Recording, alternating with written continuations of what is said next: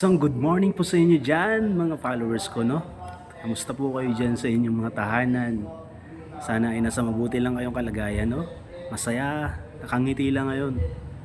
Laging nakangiti, laging nyo isipin na ngumiti lang, no? Yan. Laging masaya kayo.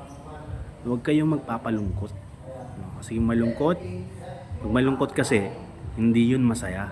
Kaya kailangan masaya lang tayo palagi. No? Lagi lang tayong masaya kahit na meron tayong pinagdadaanan, no?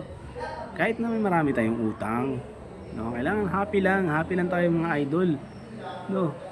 Isipin natin na balang araw mababayaran din natin yung mga utang na yan, no?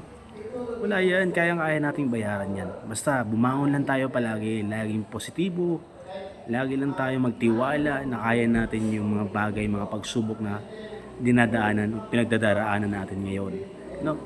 Lagi lang tayong manalangin, no? Manalangin tayo sa Diyos, no?